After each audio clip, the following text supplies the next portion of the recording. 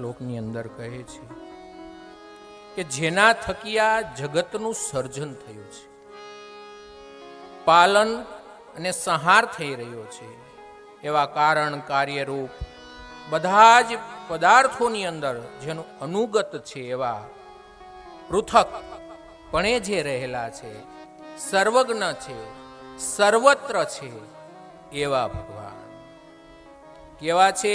તો કે સંકલ્પ માત્રથી આદિકવિ બ્રહ્માને પણ વેદ જ્ઞાન કરાયું હતું. આપણે કાલે દેહ સુધી સાંભળીને આ જગતમાં કાંઈ હતું નહીં, ત્યારે કોણ હતું? ભગવાન નારાયણ. નારાયણના નાભી કમલમાંથી ભગવાને બ્રહ્માજીને પ્રગટ કર્યા. એની ઉપર કમળ પ્રગટ થયું, કમળની ઉપર બ્રહ્માજી પ્રગટ થયા. એ બ્રહ્માજીને ભગવાન પલ માત્રની અંદર, સંકલ્પ માત્રની અંદર વેદોનું જ્ઞાન આપી દે એવા મોટા મોટા વિદ્વાનો પણ એનેથી મોહિત થયા છે, એવા કે જેના કરોડો કરોડો સૂર્ય જ્યારે ભેગા થાય અને એનો પ્રકાશ કેવો દિત્યમાન થાય, એવા તેજસ્વી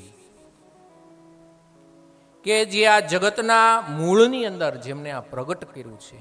આ જગતની અંદર મારા પ્રભુ આ પોતે આ જગત બની ગયા છે, એવા ભગવાને આ જગત પ્રગટ નથી કર્યું, ભગવાન સ્વયં બની ગયા છે. ભગવાન અત્ર તત્ર સર્વત્ર બધી જગ્યાએ વિચરણ કરે છે, એવા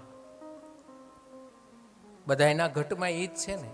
આ જેટલા ઘટ બેઠા છે એ બધા કોણ છે? ઠાકોરજીના જ સ્વરૂપ છે. સવારે જ વાત કરીને આપણું બધાનું પ્રાગટ્ય ક્યાંથી થયું? ઠાકોરજીમાંથી જ થયું. ઠાકોરજીના અક્ષસ્થળ ઉપર જે મણિ બિરાજે છે એમાંથી જ આપણે બધા જીવ છૂટા પડેલા છીએ. આનંદ સ્વરૂપ સચિદાનંદ એ પરમાત્માના હૃદયમાંથી આપણે બધા જ પ્રગટ થયા છીએ, એવા પ્રભુ